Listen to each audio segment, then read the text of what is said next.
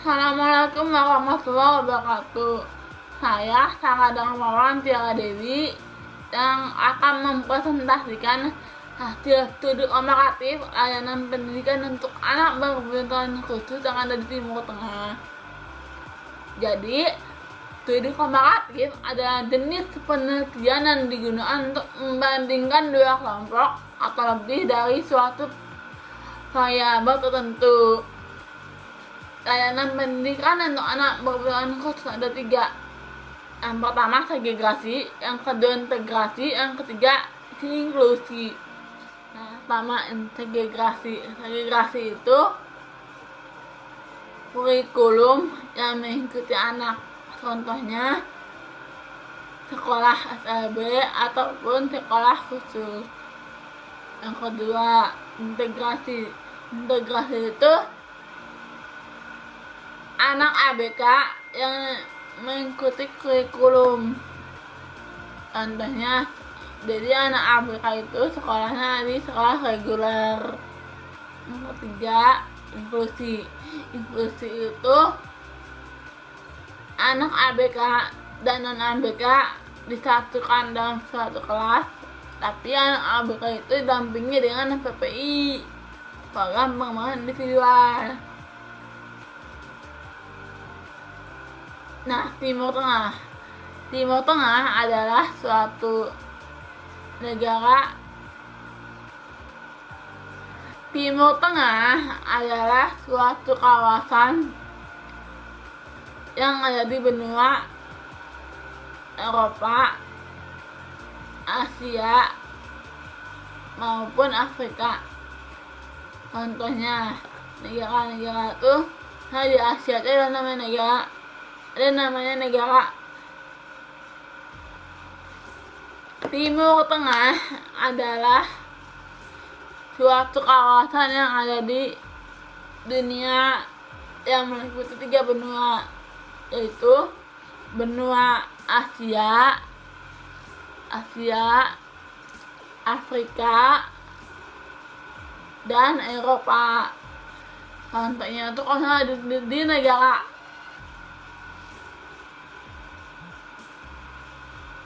Timur Tengah adalah kawasan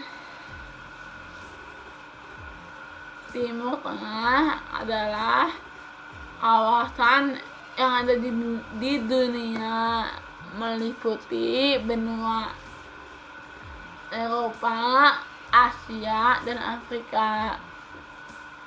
Contohnya itu negara itu Timur Tengah adalah suatu kawasan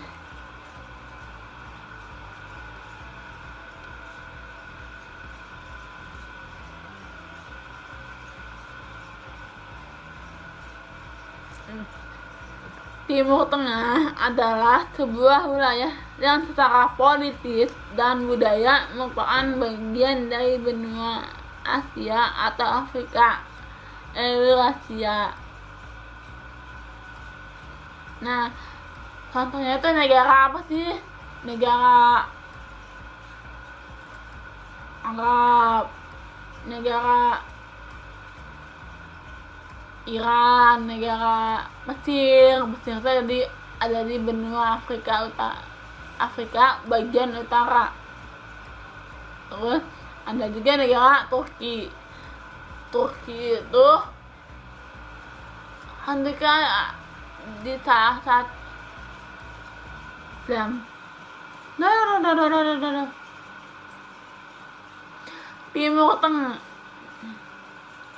Timur Tengah adalah sebuah wilayah yang secara politis dan budaya merupakan bagian dari benua Asia atau Afrika Eurasia.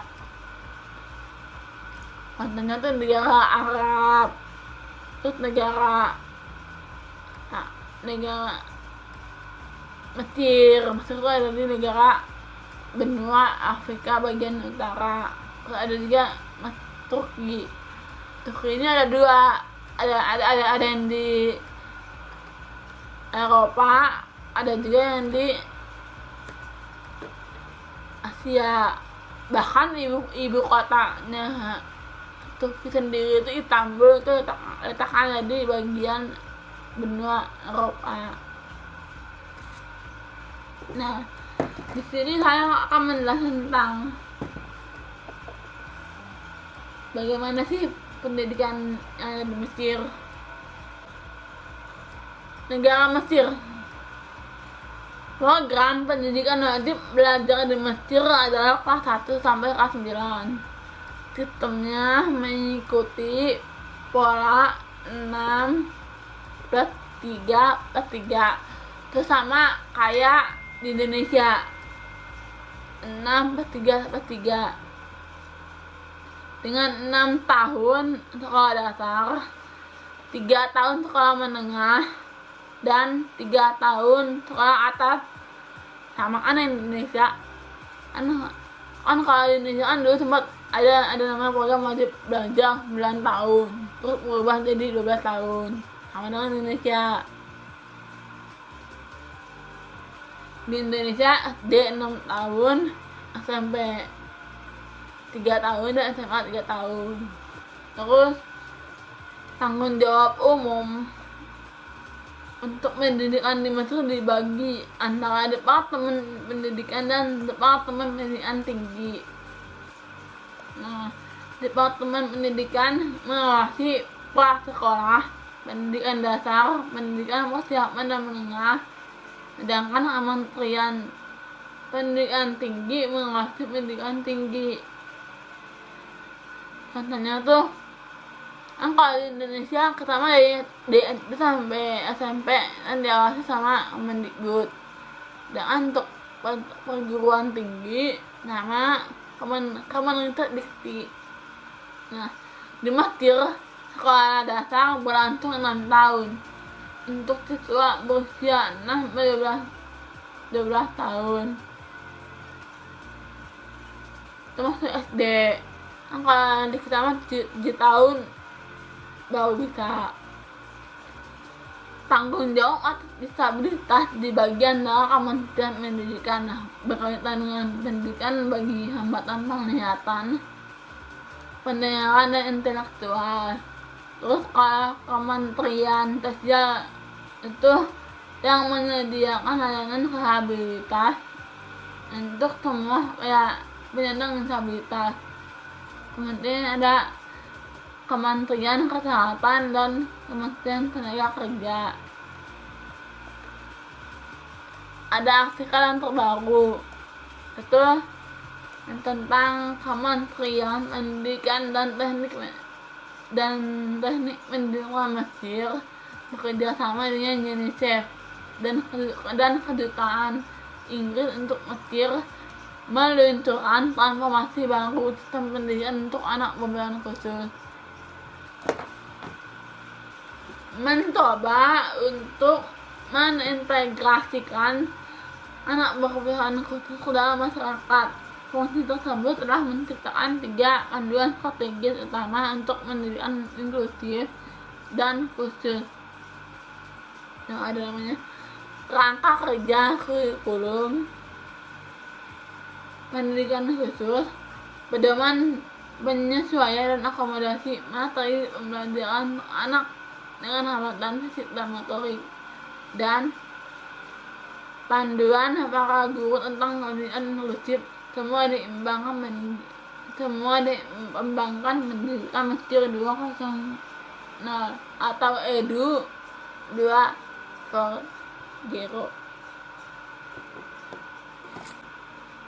Turki. Pendidikan khusus berbeda dengan pendidikan umum.